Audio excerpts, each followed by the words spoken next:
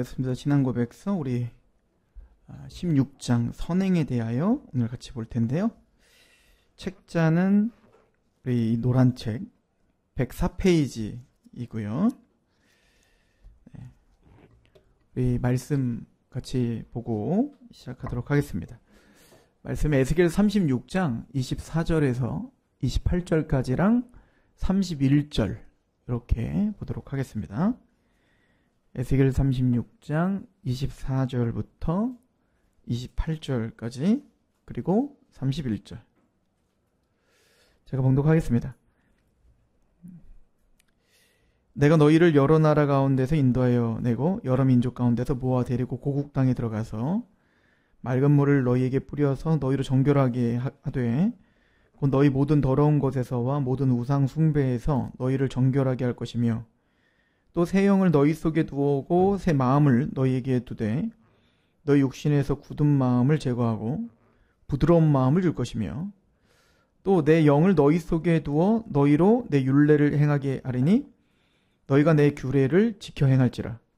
내가 너희의 조상들에게 준 땅에서 너희가 거주하면서 내 백성이 되고 나는 너희의 하나님이 되리라. 31절 또 나무의 열매와 밭의 소산 31절 그때에 너희가 너희 악한 길과 너희 좋지 못한 행위를 기억하고 너희 모든 죄악과 가증한 일로 말미암아 스스로 밉게 보리라. 아멘. 자, 요 구절 잘 아시죠? 우리 이제 성경 공부할 때 반드시 나오는 구절이고 우리가 거듭남 할 때 제가 이 구절을 굉장히 자세하게 푸는 구절입니다.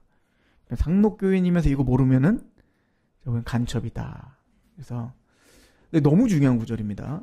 구절은 이제 이스라엘 백성들이 지금 오늘 주일 설교랑도 이어지지만 에스겔이 딱 그 말을 굉장히 강조해요. 그러니까 이스라엘 백성들이 특히 남유다 사람들이 보여지는 성전이 있으니까 우리는 안전하다. 이런 잘못된 신앙을 그러니까 의존하고 신뢰를 하나님께 둔 게 아니라 성전에 두고 있었던 거예요.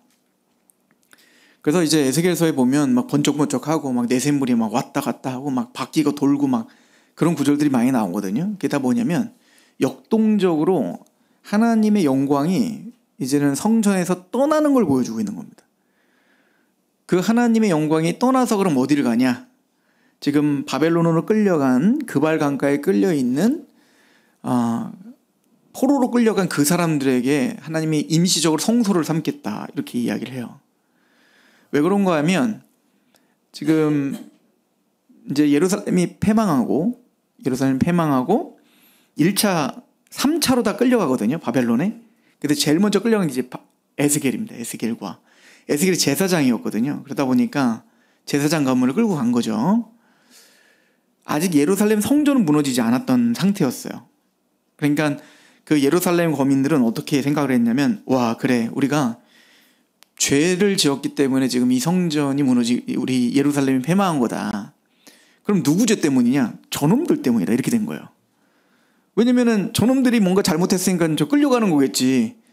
그죠? 저놈들 때문에 우리가 이 지경이 된 거예요. 그러면 우리는 어떻게 될까? 우리는 안전하다. 왜일까? 우리에게 뭐가 있으니까? 성전이 있으니까. 그래서 에스겔서에 보면 나중에 성전은 가마솥이요. 우리는 고기 덩어리다. 이렇게 말하는데 이게 가마솥에 팔팔 끓고 있는 그 고기를 말하는 게 아니고 견고한 가마솥과 같은 그 예루살렘이 우리를 보호하고 있다는 얘기인 거예요.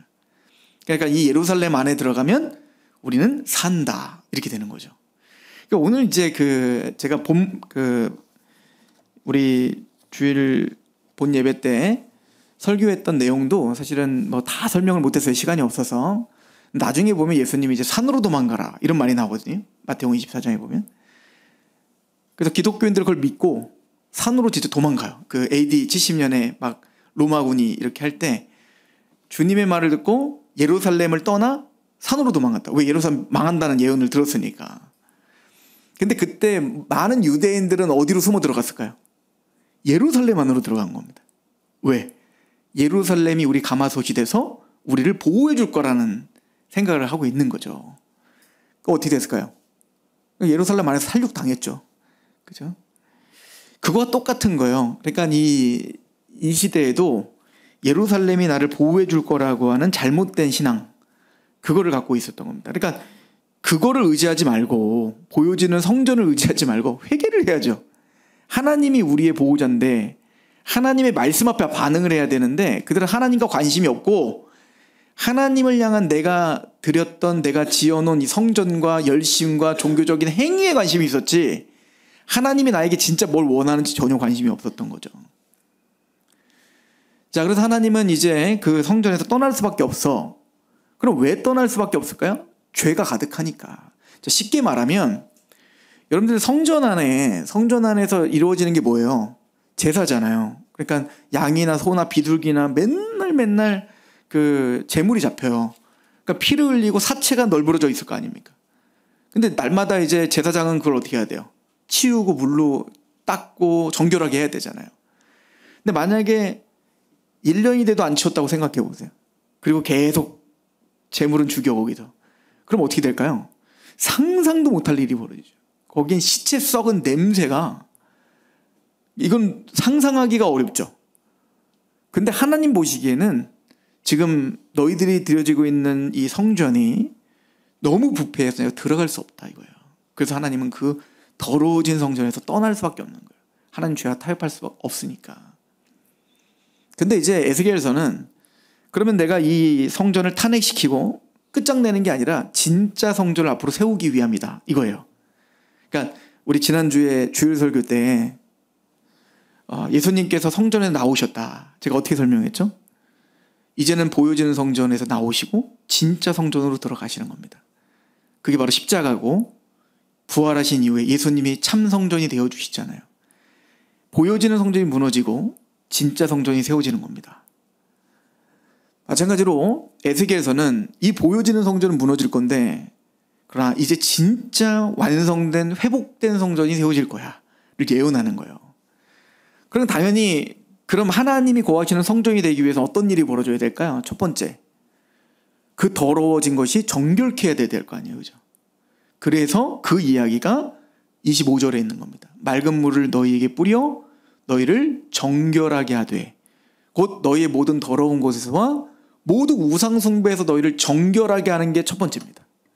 우리로 말하면, 그래서 이제 여러분들이 이제 다 아니까 이것도 이 중간을 설명하면 한두 것도 없으니까, 그래서 이 에스겔서를 비롯하여 모든 구약 선지자들이 예언했던 성전의 실체는 누구신 거예요?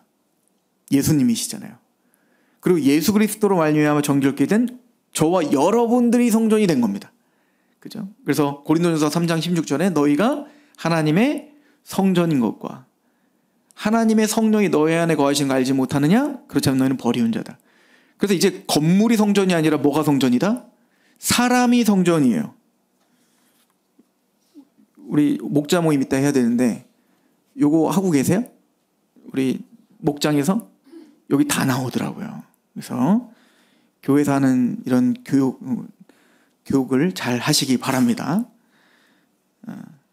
막 광고 오늘 막 이렇게 막 이 책도 소개하고 막 다 할 거예요. 자, 어쨌든 그러면 우리 안에서 우리가 성전이 되기 위한 첫 번째는 뭐냐? 죄사함입니다. 자, 우리로 말하면 맑은 물을 뿌린다는 건 그 더러워진 그 성전 안에 있는 더러워진 것들을 맑은 물을 쫙 뿌려가지고 막 팍팍팍팍 닦아가지고 정결케 하는 것처럼 참된 성전이 정결하게 할 것이다 이거예요. 근데 히브리서가 말하죠. 양의 피가 우리를 정결케 할 수 있나요? 소의 피가 우리를 정결케 할 수 있나요? 우리 양심을 한 톨도 정결케 하지 못한다. 이게 히브리서 전체가 하는 얘기입니다. 그러면 우리를 정결케 할 수 있는 유일한 방편은 뭐라는 거야? 예수 그리스도의 피밖에 답이 없다. 그러니까 맑은 물을 뿌린다는 걸 우리 영적으로 우리 말한다면 예수님의 십자가의 은혜가 우리 마음판에 뿌려지는 겁니다. 그래서 십자가가 우리의 과거와 현재의 모든 죄를 사하는 것, 죄사함의 은혜인 거죠. 그죠? 그래서 그 죄사함의 은혜가 복음이 뿌려질 때, 근데 그 복음이 우리에게 적용돼야 되잖아요. 근데 우리 마음은 강팍해요. 마음은 단단하다고요. 하나님의 말씀을 듣지 못하게 되어 있다고. 우리는 사실은 우리가 길가와 같고 우리가 돌짝밭과 같고요. 그죠? 우리가 가시덤불과 같은 거예요. 우리는 세상의 재리의 유혹에 늘 넘어가는 자들이고, 길가처럼 마음이 딱딱해서 하는 말씀보다는 내 아집대로 사는 게 쉬운 사람들이고요. 또 핍박이 오면 당장 도망가는 그 돌밭과 같이 그렇게 연약한 우리들인 거예요. 다시 말씀드리면 그 밭은 옥토밭이 되기 위해서는 밭이 밭을 가를 수 있어요? 씨를 뿌리는 자가 밭을 갈아야지. 씨 뿌린 자는 주님 아닙니까? 하나님께서 씨를 뿌리시면서 우리가 그 말씀에 믿어지고 그 말씀에 지금 감격이 되고 있다면 그것은 여러분들이 밭을 잘 준비한 게 아니고 하나님이 여러분들이 알지 못하는 그 사이에 여러분들의 마음을 기경시켜버린 겁니다. 그래서 두 번째가 뭐냐면 새 마음을 주신다는 겁니다. 이건 우리가 새 마음을 갖는 게 아니에요. 결단이 아니에요. 여기 보니까 뭐라고 하냐면 26절에 또 내 새 영을 너희 속에 두고 새 마음을 너에게 주겠다. 이 새 마음은 부드러운 마음을 말하는 겁니다. 부드러운 마음. 그래서 너희 육신에서 굳은 마음을 제거하고 부드러운 마음을 줄 것이다. 이 부드럽다라고 하는 이 단어가 부드러운 마음이 원래 이제 원어로 하면 고깃덩어리 이렇게 말하는 거예요. 그러니까 돌과 고깃덩어리를 비교하고 있는 거예요. 돌은 어때요? 우리는 원래 돌 같은 마음이었다고요. 단단했단 말입니다. 하나님 말씀을 전혀 들리질 않는 거예요. 근데 새 영을 주셔서 하나님이 우리의 마음을 완전 뒤집어 엎어버리니까 고기가 어때요? 부들부들하잖아요. 그런 것처럼 부들부들한 고깃덩어리와 같은 마음으로 하나님이 주시는 거예요. 우리의 결단이 아니고 하나님이 그 마음을 여러분들의 환경과 사람과 그 모든 것들을 총동원하여 하나님은 우리의 마음을 부드럽게 만드시는 거죠. 이걸 우리는 믿는다, 믿음이 생겼다, 감격한다 이렇게 표현을 하는 겁니다. 자, 그렇게 됐을 때 누가 임하신다? 27절 시작. 또 내 영을 너희 속에 두어 너희로 내 율례를 행하게 하리니 너희는 내 규례를 지켜야 행하라. 거기에 누가 임하세요? 성령님이 임하셔 거주하기 시작하는 거예요. 하나님이신 성령님이 이제 거룩하게 되고 마음이 부드러워진 그곳에 좌정하시사 성령님이 우리 안에 임하시는 겁니다. 그래서 요 세 패턴, 복음이 증거되어서 정결케 되고 거기에 마음이 부드럽게 되어 믿음이 생기고 거기에 성령님이 오셔서 인쳐주시는 거예요. 이 세 가지 패턴을 저는 신약 성경의 에베소서 1장 13절과 연결하거든요. 너희는 구원의 복음을 말씀을 듣고 이게 뭐예요? 복음의 물을 뿌리는 거죠. 정결케 하기 위해서. 또 그 안에서 또한 믿어. 이 마음, 부드러운 마음을 주시는 겁니다. 그 다음 뭐래요? 성령의 인치심을 받았다. 이거예요. 이 세 가지 패턴입니다. 복음을 듣고 마음을 변화시키고 성령님이 오셔 확정하게 해주시는 겁니다. 그래서 우리는 뭐가 됐다? 너희가 하나님의 성전인 것과 하나님의 성령이 너희 안에 거하신 거 알지? 못하느뇨. 하나님의 성전이 거룩하니 너희도 어떻게 하라? 거룩하라. 이렇게 성경이 연결되어 있다고요. 자, 이거는 지금까지 우리 외민에서 지금까지 구원론을 할 때 다 다뤘던 얘기입니다. 그죠? 처음 들으신 것 같으신 분들은 다시 외민을 처음으로 가셔서 유튜브에 들어가셔서 하나하나 다 따라오셔야 되는 거예요. 이때는 못 따라와요. 그러니까 정말 다시 모셔야 됩니다. 자, 오늘은 그럼 어디에 집중하냐면 그렇게 마음이 부드러워져서 성령님이 우리에게 작동하면 어떤 열매가 드러날까? 자, 에스겔서에 뭐라고 하나요?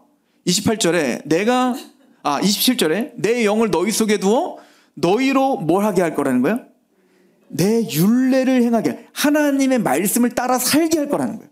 그러니까 성령 충만은 뭐에 집중하며 살게 만드는 거예요? 말씀을 따라 사는 거예요. 하나님의 말씀의 원리대로 살게 하는 게 성령 충만이에요.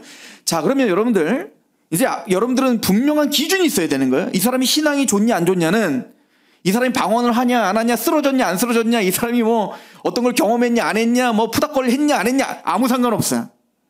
성령의 사람은 잔잔하던 열광적이든 그건 아무 상관, 성향에 따라 달라요. 제가 보기엔 성향이 거의 90%야. 근데 분명한 사실은 성향이 어떻든 또 보여지는 현상이 어떻든 성령이 충만한 사람은 반드시 어디로 기결돼야 돼요? 하나님의 말씀을 이루어가고 있어야 되는 겁니다. 이걸 떠나서는 그건 성령 충만일 수 없습니다. 그래서 사도 바울은 에베소서에 성령 충만을 받으라. 그러면 시와 찬미와 감사와 노래들로 아시죠? 에베소서 5장에. 근데 이 똑같은 이야기를 골로새서는 뭐라고 하죠? 너희는 시와 찬미와 감사와 화답하고, 근데 여기서 골로새서는 뭐라고 하냐면 말씀에 충만히 거하라 이렇게 말합니다. 그러니까 바울에게 있어서 말씀 충만과 성령 충만은 어떻다? 동일한 겁니다. 왜냐하면 여러분들 에베소서에 보면 전신갑주를 취하라고 하잖아요. 그때 성령의 검이 뭐예요? 말씀이잖아요. 성령님은 우리 안에 말씀을 통해 일하시는 겁니다. 그러니까 성령님과 말씀 사역을 구분해서는 안 되는 거예요. 성경은 그렇게 말하지 않아요. 자, 성령님이 충만하면 그 성령님은 우리를 감격하게 하여 어디로 데려가게 하신다? 하나님의 말씀에 집착하게 하고요. 그 말씀을 추구하게 하고요. 그 말씀을 알고 싶어 하고 그 말씀을 깨달아 그 말씀대로 살게 우리를 이끄시는 게 성령님이시다. 그래서 우리가 말하는 선행이라고 하는 건 그냥 윤리도덕적으로 그냥 잘 산다가 선행이 아니고 성경이 말하는 선행은 말씀에 의거된 행위를 말하는 겁니다. 자, 그래서 거듭나서 성령이 충만한 사람들에게 나타난 첫 번째 열매는 뭐고요? 하나님의 율례를 행하게 돼요. 자, 이 상태를 뭐라고 하냐면 28절 같이 한번 읽어볼까요? 시작. 내가 너희 조상들에게 준 땅에서 너희가 거주하면서 내 백성이 되고 나는 너희 하나님이 되리. 이 구절 너무 중요하다고 했죠. 나는 너희 하나님이 되고 너희는 내 백성이 되리라. 이게 성경 전체를 관통하고 있는 아주 중요한 메시지라고 했습니다. 아담이 선악과를 따먹은 게 바로 이걸 거부했던 거예요. 하나님을 하나님 자리에서 끌어내리고 하나님 자리에 내가 선 거잖아요. 이제는 선악의 판단 기준이 하나님께 있지 않고 누구에게 있다? 내 감정에 있다고 생각하는 거예요. 내 감정, 내 생각, 내 아집. 그게 원죄라고요. 그러니까 십자가를 통해서 우리를 구원하신다는 건 이 깨어져 버린 질서가 다시 질서가 바로 되는 겁니다. 여러분들 그 의롭다함을 받았다 할 때 혹시 신학책이나 이런 걸 보면서 또 조직신학 이런 거 공부하시면서 사실은 이신칭의는 하나님과 바른 관계를 맺는 겁니다. 이런 얘기 들어보신 적 있죠? 저도 한 적이 있으니까. 근데 그건 단순히 지금 이 전체를 이해하지 않고는 이해할 수 없는 얘기인 거예요.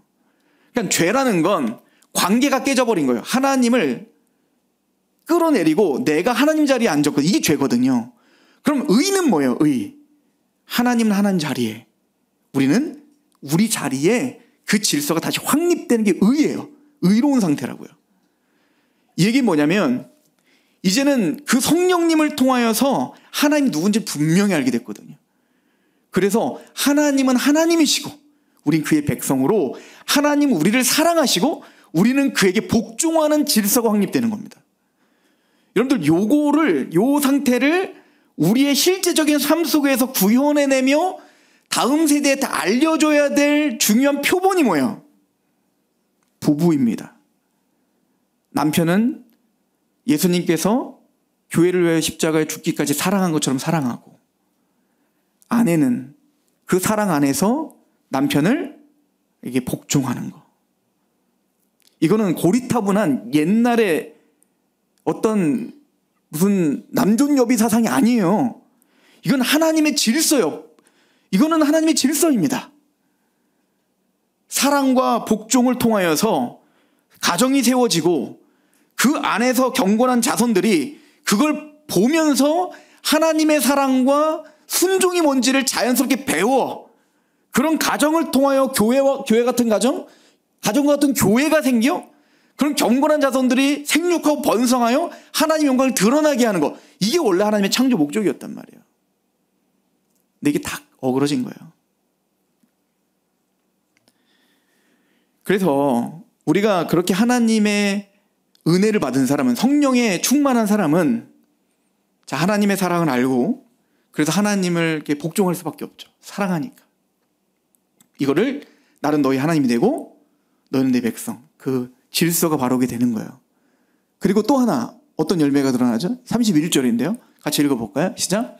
그때 너희가 너희 악한 길과 너희 좋지 못한 행위를 기억하고 너희 모든 죄악과 가증한 일로 말미암아 어떻게 되리라? 스스로 믿게 죄를 미워하게 됩니다. 그래서 여러분들 진짜 구원받은 사람의 아주 보편적이고 마땅히 나타나야 될 열매가 저는 몇 가지 있다고 생각하는데, 첫 번째 예배입니다. 그래서 믿음과 예배는 떨어질 수가 없어요. 그거는 이 책을 읽어보시면 나와요. 믿음과 예배는 떨어질 수가 없어요. 그리고 또 하나는 뭐냐면 죄를 자각하는 마음이 생기는 겁니다. 이게 복된 마음이에요. 그래서 팔복의 첫 번째 복은 심령이 가난한 거고, 즉 심령이 가난한 건 거듭남을 말합니다. 즉 성령님을 통하여 우리가 얼마나 자격 없는지를 깨달아 주님의 은혜를 갈망하는 상태가 되는 거고, 그런 상태가 된 사람은 두 번째 복이 뭐예요? 애통하는 자가 복이 있다. 애통하게 되는 겁니다. 어제는 죄처럼 보이지 않았던 내 욕망이, 내 탐심이 오늘은 죄로 보이는 겁니다. 그래서 그것 때문에 우는 거예요. 주님께 너무 죄송스럽고, 이게 스스로 미워지기 시작하는 겁니다. 그죠? 그래서 저는 신앙 성장을 이 죄를 자각하는 정도에 따라 우리는 신앙이 커지면 커질수록, 십자가의 은혜가 커지면 커질수록, 즉 이 일반적인 불에서는 보이지 않지만 만약에 이 불이 더 밝아지면 밝아질수록 그럼 뭐가 더 보여요?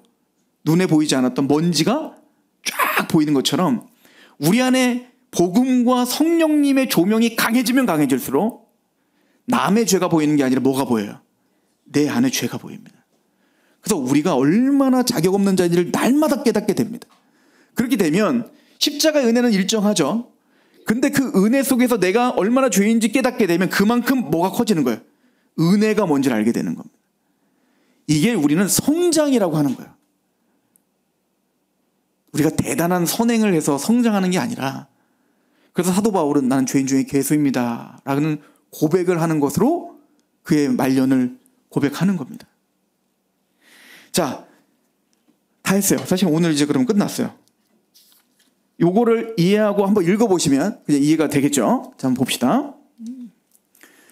우리 16장 1절에는 이렇게 써 있어요. 선행이라는 것은 오로지 하나님의 거룩하신 뭘로?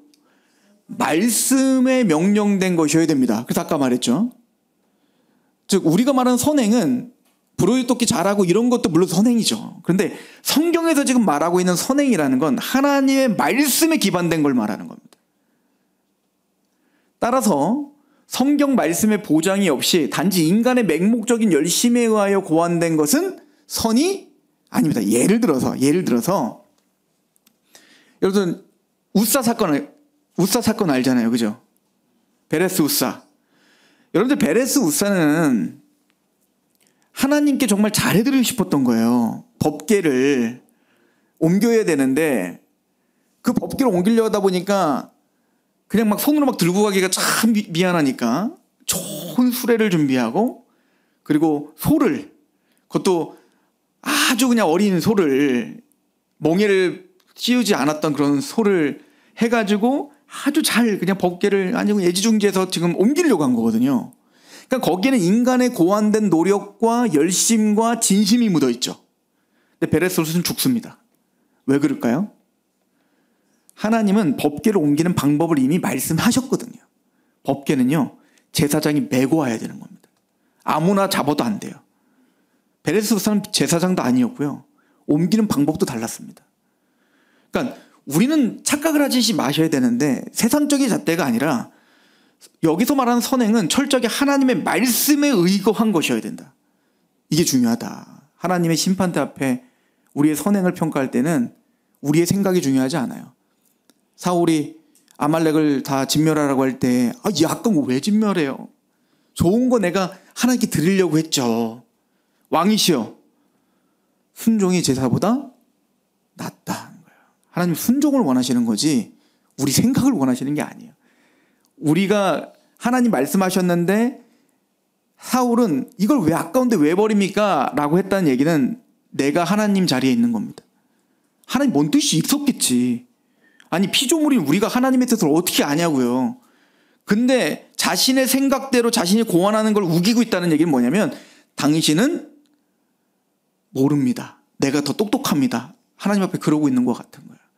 그래서 우리가 말하는 선행은 하나님의 말씀에 의거한 행함을 말하는 것이지 말씀과 전혀 상관없는 건 성경에 말하는 선행이 아닙니다. 따라서 성경 말씀의 보장 없이 단지 인간의 맹목적 열심에 의하여 고안된 것은 선이 아니며 또 혹은 단지 선의의 위장으로 선이 성립되는 것도 아닙니다. 자, 2절은 이렇게 말합니다. 그렇다면 우리가 말하는 이 선행은 어떤 의미가 있나? 저와 여러분들에게 어떤 의미가 있나?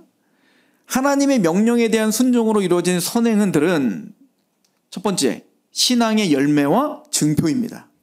자, 아까 그래서 제가 에스겔서를 이미 강의를 해드린 거예요. 참되게 십자가 연회로 구원을 받고 복음을 듣고 마음이 부드러워져 성령의 인치심을 받은 사람들은 어떤 열매가 드러날 수밖에 없어요? 하나님의 말씀을 따라 살고자 하는 열망함이 생길 수밖에 없습니다. 그러므로 선행은 구원받기 위한 조건이 아니고 그런 은혜로 구원받은 하나님의 백성들의 마땅한 열매요. 그리고 이 사람이 정말 신앙이 있구나, 이 사람이 정말 하나님 믿고 있구나라고 하는 증표가 되어질 수 있죠. 이거 야고보서 2장인데요. 너희 중에 누구든지 그리스도 그에게 이르되 너희 중에 누구든지 그에게 이르되 평안히 가라, 덥게 하라, 배부르게 하라 하며 그 몸에 쓸 것을 주지 않는다면 이게 뭔 얘기 있겠냐. 지금 막 추위에 떨고 있는 사람 보고 춥지, 아우 춥겠다 그러고 가. 그리고 다음날 얼어 죽어 있어. 그 사람에게 무슨 유익이 있으면 우리 말이. 그 사람에게는 옷을 벗어주는 게 사랑이죠. 마찬가지로 17절 같이 한번 읽어볼까요? 시작. 이와 같이 행함이 없는 믿음은 그 자체가 죽은 것이다. 야고보와 로마서를 균형을 좀 잡아야 되는데 지금 야고보서는 행함을 강조하는 게 아니에요. 뭘 강조하는 걸까요? 믿음을 강조하는 겁니다. 진짜 살아있는 믿음이 뭔지를 강조하고 있는 거예요, 사실은. 18절에 어떤 사람은 말하기를 너는 믿음이 있고 나는 행함이 있으니 행함이 없는 내 믿음을 내게 보이라. 나는 뭘로 내 믿음을 보이겠다? 행함으로. 우리가 이따가도 말하겠지만 우린 너무 말로 설명하기에 익숙해 있어요. 복음 알아? 구원 확신 있어? 우린 말로 사람들을 공격해서 그 사람들을 정복하려고 하는 욕심이 자꾸 있다고요. 야고보는 그런 거예요. 너는 말로 그럼 그렇게 해. 나는 행함으로 내 믿음을 보일게. 어디에 감동이 있을까요? 물론 우린 말을 해야 될 때가 있을 겁니다. 왜냐하면 베드로전서 3장 15 제가 너무 좋아하는 말씀인데 너희는 그리스도를 주로 삼아. 우리가 예수 그리스도를 주로 삼고 바른 관계가 맺어지면 거룩하게 하고 우리의 삶을 거룩하게 구별하며 살 수밖에 없게 되어집니다. 그러면 세상과는 구별된 삶을 살고 있기 때문에 뭔가 저 사람은 뭔가 달라요. 우리 원리대로 살지 않는 것 같은 거예요. 분명히 저 사람은 이제 소망이 없어야 되는데 왜 저 사람은 거기서 평안함이 있지? 알지 못하는 뭔가 있어요, 뭐가 거기. 그럼 사람들은 그 사람에게 이제 물어보는 겁니다. 도대체 당신은 왜 그렇게 살 수밖에 없습니까? 당신의 소망의 근원이 무엇입니까? 라고 물어봐야 돼요.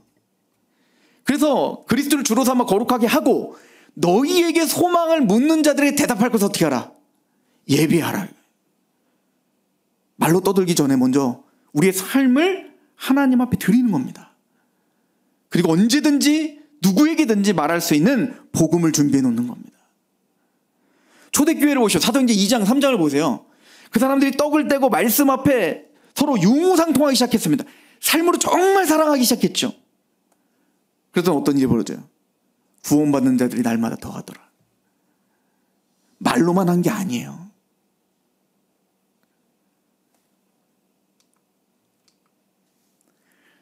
믿음이 있고 나는 행함이 있으니 우리는 행함으로 난 믿음을 보이겠노라. 저는 사실은 그런 마음이 우리에게 있어야 된다고 생각합니다. 우리가 믿고 있는 이 바른 복음이 단순히 말빨로 상대하는 게 아니라 우리의 삶의 태도를 통해 우리가 갖고 있는 복음이 얼마나 영원한지를 드러내야 되는 거예요, 원래. 선행은 그런 의미가 있습니다. 두 번째는 신자들이 이런 선행으로 말미암아 감사를 나타내며 확신을 견고하게 하며 형제에게 덕을 세우고 신앙 고백을 명화롭게 하며 반대자들의 입을 막고 하나님의 이 외미는요, 제가 말씀드리잖아요. 한 단어를 정말 심혈을 기울여서 쓴 겁니다. 이게 지금 몇 년 동안 이거 만든 거거든요. 첫 번째, 선행의 의미, 우리에게, 저와 여러분들에게 선행의 의미, 이런 의미가 있다는 거예요. 첫 번째는 뭐냐면 하나님께 대하여는 감사를 나타내는 겁니다. 로마서 12장에 그러므로 이제 모든 하나님의 자비하시는 너에게 명하노니 너의 몸을 거룩한 산제물로 내어 드리라. 이것이 너희가 드릴 영적 예배니라. 로마서 1장부터 11장까지 무슨 얘기? 복음에 대한 얘기잖아요. 은혜에 대한 얘기잖아요. 그런 은혜를 경험한 하나님의 백성들은 그러므로 하나님의 모든 자비하심, 이런 하나님의 은혜를 알았으므로 너희의 몸을 거룩한 산제물로 내어 드려. 이것이 너희가 드릴 무슨 예배? 영적이란 예배는 요한복음 4장의 영과 진료 드리는 예배, 그때 말하는 영이 아니에요. 스피릿이 아니에요. 여기서 말하는 예배는 로기켄이라고 하는 단어를 씁니다. 이거는 로고스, 이건 합리적이고 합당하다 이런 뜻입니다. 다른 말로 말하면 너희가 이런 은혜를 받았잖아. 이런 하나님을 알게 되었잖아. 그러므로 너희 몸을 거룩한 산제물로 내어드려. 이것이 마땅한 예배야. 합당한 예배야. 우리가 하나님께 감사합니까? 그럼 그 감사함이 무엇으로 나타날 수밖에 없어요? 선행입니다.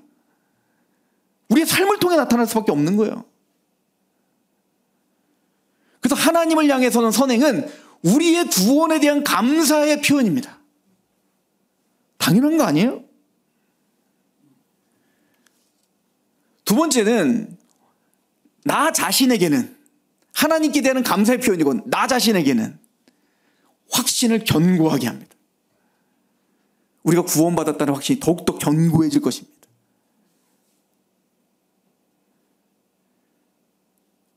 교회 안에서는 지금 외민이 괜히 막 던지는 게 아니에요. 굉장히 지금 체계적으로 하나님과의 관계, 나 자신과의 관계, 교회와의 관계, 그리고 사회와의 관계, 나를 대적하는 자의 관계, 마침내 하나님의 모든 총정리, 이렇게 되어 있는 거예요. 하나님과 관계에서 선행은 하나님께 감사의 표현이고, 나 자신에게 확신과 견고함을 주고, 교회 형제에게는 어떻게? 덕을 세우고. 같은 신앙생활하고 있는 모든 성도들에게는 덕을 세우는 겁니다. 해를 가하는 게 아니라 그 사람과 같이 있으면 하나님을 만나고, 그 사람과 같이 있으면 하나님이 느껴지고, 그 사람과 같이 있으면 내가 성장이 되어지고, 그 사람과 같이 있으면 하나님이 누구신지를 알게 되고 찬양하게 되는, 서로 덕을 세우게 되는 거예요. 말로 되겠습니까 이게? 말은 잘하는데 삶이 따라주지 않으면 덕이 세워지겠습니까? 그러니까 여러분들 선행이라는 건 굉장히 중요한 거죠. 하나님께 감사의 표현이고 나 자신의 확신을 견고케 하고, 교회 안에서는 이 교회가 더욱더 단단해지고 덕을 세우는 일을 선행이 하는 거예요. 세상을 향해서는 우리의 신앙 고백을 명예롭게 하죠. 아, 하나님 믿는 사람 다르구나. 그래, 그래서 하나님 믿는 건가 보다.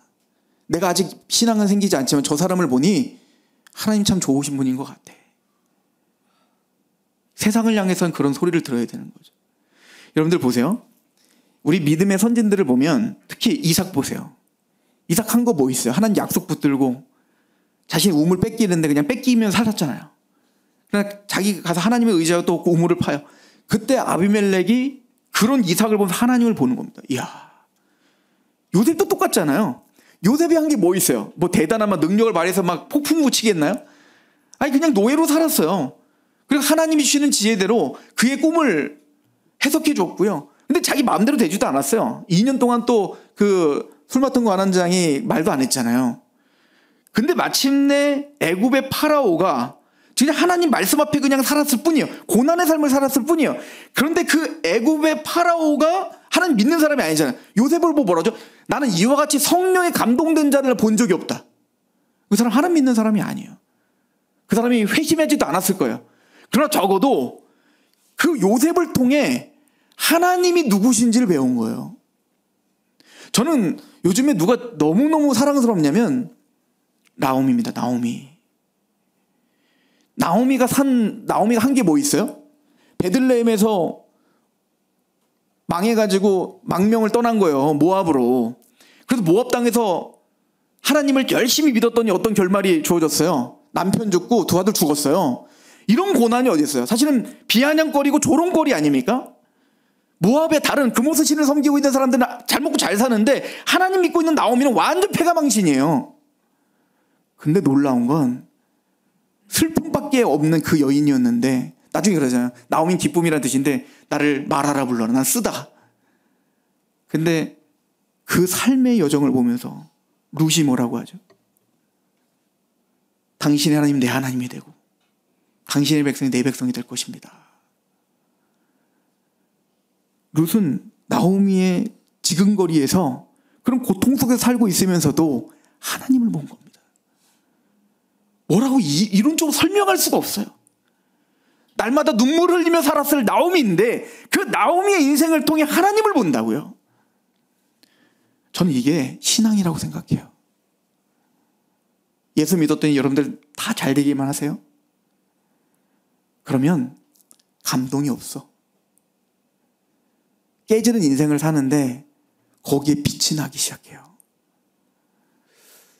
그러니까 이거는 이론으로 설명할 수 없어요. 근데 분명한 사실은 우리의 구원받은 자의 삶은 우리의 신앙 고백을 반짝반짝 빛나게 할 겁니다. 우리를 대적하는 사람들에게는 입을 막게 합니다.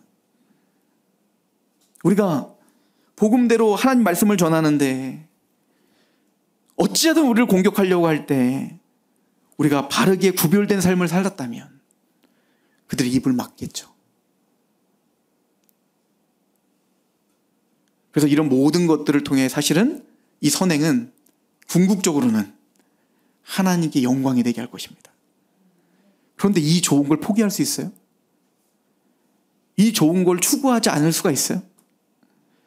하나님 내 마음 안에 우리의 삶의 변화, 하나님을 추구하는 그 열망, 우리의 삶에 하나님의 말씀으로 그리스도를 닮아가는 그런 변화가 하나님 내 안에 있게 해달라고 몸부림치며 기도 안 할 수가 있어요? 구원을 받았다면 마땅히 우리는 이 영화로움으로 갈망하며 달려가야 되는 거예요. 우린 너무 선행으로 구원받습니까? 믿음으로 구원받지? 선행을 너무 무가치하게 생각하는 경향이 생긴 것 같아요. 천만의 말씀입니다. 우리는 선행을 포기할 수 없어요. 그러나 선행으로 구원받는 건 아니죠.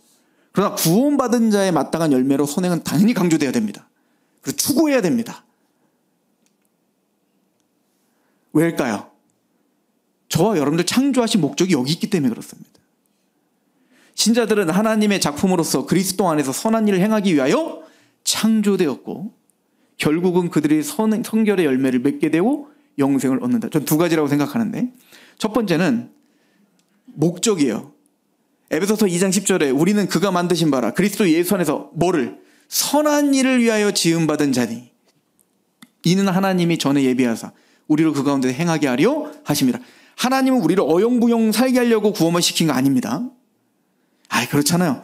저도 우리 아들 태어났을 때 콩알만 할 때 이게 남자인지 여자인지 모르고 이게 생명인지 아닌지 이게 없어질지 안 없어질지 모를 때 병원 가갖고 임신입니다 딱 소리를 듣고 제가 막 우리 아내한테 막 너무 좋아가지고 막 하여튼 유치한 말 다 했던 것 같아요. 막 아름다운 밤이야 막 그러면서 막 오고 막 그 집에 오자마자 그냥 막 이름부터 진짜 그래갖고 막 남자 이름 여자 이름 해가지고 막 하여튼 좋은 건 쫙 깔아놓고 막 이름부터 이쁜 거 골라놓고 이제 한자 쫙 찾죠, 그죠? 한자 쫙 찾고 이제 그거 이제 성경 이제 조합하고 그거 지은 게 하준이에요, 하준이.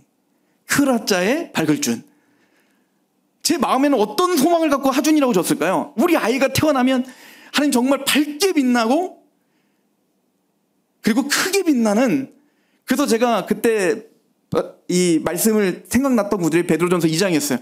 너희는 왕같은 제사장이 거룩한 나라요 소유자인 백성이니 그의 기이한 빛을 증거하는 자가 되게 해주세요. 그렇게 하나님 앞에서 큰 왕같은 제사장이 되어서 이 아이를 통해서 하나님의 주신 그 기이한 빛을 드러내는 자가 되게 해주세요라는 소망을 갖고 저는 아이를 가졌고 키우고 있는데 실망할 뿐인데, 그러나 우리의 소망은 대단하게 키우고 싶어서 한 거 아니에요? 하물며 하나님은 저와 여러분들 흐지부지 살으라고 이 땅에 자기 아들 죽이면서까지 구원시킨 거 아니란 말입니다. 분명한 목적이 있단 말입니다. 선한 일을 위하여 우리를 지으셨다는 겁니다. 영원 전부터 그 일을 위하여 우리를 만드시기로 작정하셨고 그 일을 완성하시기 위해 자기 아들 죽이기까지 복종하게 하시고 오늘도 말할 수 없는 탄식으로 성령님이 우리를 보호하시는 이유는 이 열매가 드러나서 우리가 전하고 있는 이 복음이 영원롭게 되기를 원하시는 하나님의 소망이 있단 말이에요. 여러분들의 인생은 그렇게 가벼운 인생이 아닙니다. 하나님이 자신의 모든 걸 갈아내어 우리를 만드신 거예요. 저는 이렇게 표현하는 것도 모자르다고 생각해요. 여러분들, 내가 죽지 내 아들이 죽는 게 좋아요?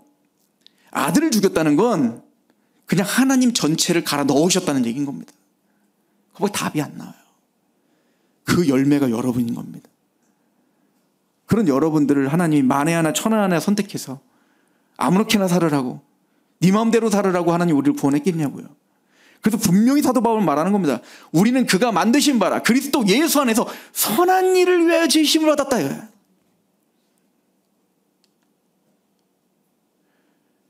그런데 하나님은 아까 결국 그들의 성결의 열매를 맺게 되고 영생을 얻는다. 우리는 엎어지고 쓰러지는데 마지막 날 우리는 마침내 영화롭게 하나님이 하시고야 말 겁니다.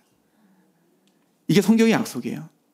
한번 같이 읽어볼까요? 빌립보서 3장 21절 시작. 그는 만물을 자기에게 복종하게 하실 수 있는 자의 역사로 우리의 낮은 몸을 자기 영광의 몸의 형체와 같이, 우리 낮은 몸을, 비천한 몸인 우리를 마침내 예수님의 재림 때 우리가 예수님을 만나는 그날 우리가 뭘로 변화된다는 거예요? 그리스도의 영광의 몸의 형체와 같이, 그 영광스러운 몸의 형체와 같이 우리를 변화시키러 작정하셨습니다. 요한일서 3장 2절도 마찬가지입니다. 같이 읽어봅시다. 시작. 사랑하는 자들아, 우리가 지금은 하나님의 자녀라. 장래에 어떻게 될런지 아직 나타나지 아니하였으나 그가 나타나시면 우리가 그와 같은 줄을 아는 것은 그에 계신 그대로 볼 것임으로 인함이니. 우리는 사실 어떻게 될지 모른다. 근데 분명한 사실은 장래에 그가 나타나시게 되면 우리가 그와 같을 줄을 암이라. 영화롭게 될 줄을 우리는 알미라. 사실 우리는 불가능합니다. 이 땅에서 우리가 이렇게 만들어진다는 건 불가능해요. 우리는 엎어지고 쓰러집니다. 죄인인 것만 깨달을 겁니다. 그런데 마지막 날 주님께서는 주님과 같은 모습으로 우리를 영화롭게 만드시기로 작정하신 거예요. 결국은. 그래서 3절은 이렇게 말합니다. 그런데 이 모든 일들은 우리가 할 수 있는 것이 아니다. 뭐가 돼요 그러면? 신자들이 선을 행할 수 있는 힘은 그들 자신에서 난 것이 아니요 전적 그리스도의 성령으로 말미암는다. 성령님을 통하지 않고는 불가능하다. 그러므로 그들은 그저 값없이 받은 은혜 외에 선을 행할 수 있도록 성령의 감화를 필요로 하는데 그 감화에 의하여 그들이 그의 기쁘신 뜻을 원하게 되고 행하게 됩니다. 빌립보서에 보면 너희는 두렵고 떨림으로 구원을 이루라 이렇게 말하죠. 그 얘기는 구원의 완성까지 가라 이 얘기입니다. 그런데 그 다음 구절에 뭐라고 써 있냐면 우리가 할 수 있냐? 없다.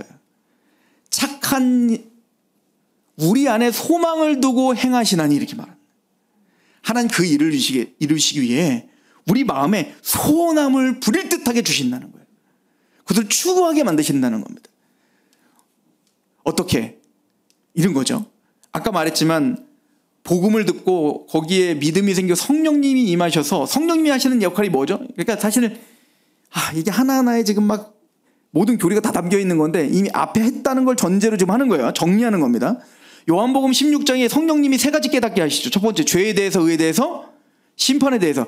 죄에 대하라면 예수를 믿지 않는 게 죄고, 그래서 우리가 얼마나 죄인인지, 그래서 우리로서는 의롭다함을 받을 수 없죠. 오직 의는 누구에게 있다? 의에 대하라면 내가 지금 너희와 함께 있으나 면단이 때문에 너희가 나를 보지 못하리라. 즉 예수님 십자가의 죽음과 부활과 승천하신 예수님의 그 구속 사역만이 우리 의가 되신다는 얘기인 거예요. 그러니까 죄를 깨달아 예수님의 그 십자가의 은혜를 붙들게 하는 거예요. 이게 의구나. 심판에 대하라면 이미 세상 임금이 심판을 받았다는 걸 알게 하는 겁니다. 그래서 물과 성령으로 거듭난 사람은 죄를 깨닫고 우리가 하나님 앞에 자격이 없다는 걸 알고 이제는 그 십자가의 은혜에 감격하여 그 사랑에 강권되어 있는 상태가 된 거예요. 그럼 뭐 합니까? 로마서 5장 5절에 보면 성령님 뭐 하시는 분이래요? 우리의 소망을 부끄럽게 여기지 않게 하시나니 성령이 하나님의 사랑을 우리 마음에 부어주시느니라. 우리가 원수 되었을 때에 자기 아들을 내어주게 사랑하시는 사랑, 하나님의 사랑 확증하셨느니라. 그러니까 성령님이 우리 안에서 행하시는 역사는 바로 이겁니다. 십자가의 사랑을 날마다 부어주는 거예요. 왜 성령님은 말씀을 통해서 역사하실까요? 창세부터 계시록까지 다 누구 얘기예요? 예수님 얘기잖아요. 예수님을 통한 은혜에 대한 얘기잖아요. 그러니까 그 말씀을 통해 성령님이 끊임없이 십자가의 은혜를 알게 하시는 겁니다. 그 사랑이 강권되는 거예요. 그래서 저와 여러분들의 믿음을 뭐라고 하죠? 갈라디아서 5장엔 사랑으로 역사하는 믿음이라요. 무미건조한 믿음 없어요. 지식적인 믿음 아니라고요. 구원 얻을 믿음은 사랑으로 역사하는 믿음입니다. 십자가의 사랑이 강권된 믿음, 그 사랑이 강권하여 하나님을 사랑하게 하고 이웃을 사랑하게 하는 믿음 말입니다. 그러니 그 성령님이 우리를 강권하시니 그 사랑으로 역사하는 믿음이 어디로 우리를 인도할까요? 고린도서 3장 6절에 보면 율법 조문으로 하자고 영으로 함이니 그 영을 따라 사는 사람이 됩니다. 그럼 영을 따라 살아요. 성령님 끊임없이 뭐를 우리에게 비춰주십니까? 십자가의 사랑을 붙여주잖아요. 그냥 여러분들 요한계시록 14장에 가면 14만 4천 구원받은 하나님 백성들의 특징이 뭐예요? 새 노래를 부르며, 새 노래가 뭡니까? 이 땅에서 구속함을 경험한 자는 외에는 배울 수 없는 노래. 즉 십자가의 구속을 경험한 자들이 그 구원을 노래하며, 이게 새 노래입니다. 노래를 하며 어린 양이 어디로 인도하든 따라가는 자며. 우린 율법을 지키냐 안 지키냐 사실은 거기 관심이 없어요. 우리는 뭐에 관심이 있는 거예요? 우리를 위해 죽임당하신 예수 그리스도를 사랑하는 마음으로 거기에 집중하여 가는 겁니다.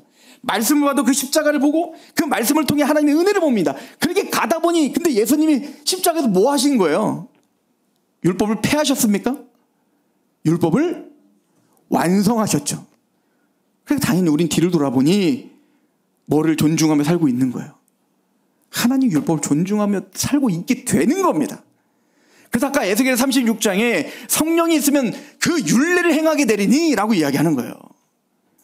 그러니 이 성령으로 말미암지 않고는 불가능하다. 이게 외민이 하는 얘기입니다. 사실 한 절 한 절마다 한 2시간씩 해야 될 얘기들이죠. 그렇다고 해서 우리 넉놓고 있어야 될까요? 우리가 항상 고민이죠. 하나님 다 해주시는데 그러니까 우리 뭐예요? 나 할 게 없네. 그건 이미 복음의 작동이 뭔가 고장난 거예요. 그렇다고 하여 성령의 특별한 감동이 없을 때는 어떤 책임이든지 이행하지 않아도 되는 듯 태만해져서는 안 됩니다. 도리어 그들은 그들 속에 있는 하나님의 은혜를 부릴 듯이 일으키려고 부지런히 선행을 힘써야 합니다. 만약에 가만히 있어도 됩니다 라고 한다면 사도 바울이 내 몸을 복종시키란 말을 왜 했겠습니까? 너희는 힘써 피 흘리기까지 죄와 싸우라 라고 히브리서 12장에 말을 왜 했겠냐고요. 그럼 왜 우리가 힘써 내 몸을 복종시키려고 하고 힘써 그 죄와 싸우려고 하죠? 죄가 미우니까. 끊임없이 몸부림치는 겁니다. 안 된다고 자포자기하지 말고 깨워서 내 몸을 복종시키며 말씀 앞에 서려고 하는 겁니다. 어쨌든 내 마음에 감동이 생기지 않으면 기도하는 겁니다. 하나님 내 마음에 감동이 생기질 않아요. 이게 마땅한 건데, 이게 마땅히 좋은 건데 하나님 내 마음에 무미건조합니다. 하나님 나의 마음을 감동시켜 주세요. 하나님 내 말씀이 내 마음에 요동치게 해주세요 라고 고백할 수는 있잖아요. 그래서 믿음의 사람들은 그 일을 위해 힘쓰는 거예요. 왜? 그게 맞다는 걸 알기 때문에 그래요. 그게 영화로운 길인 걸 알기 때문에 그런 거예요. 그게 기쁨이라는 걸 알기 때문에 하나님이 전적인 주권으로 은혜로 해주시지만 구원받은 하나님 백성들은 또 그걸 갈망하고 힘쓰는 인간의 책임도 있는 것이죠. 그래서 외민은 이 균형을 잘 잡으라고 이야기를 하는 겁니다. 그런데 현세에서 이게 우리가 완전한 성화가 가능할까요? 완전한 성화가 가능하다고 하는 교단들이 좀 있어요. 불가능합니다. 제가 늘 말하지만 그리스도가 완전 성화 되셨잖아요. 그리스도는 원래부터 완전하신 분이니까.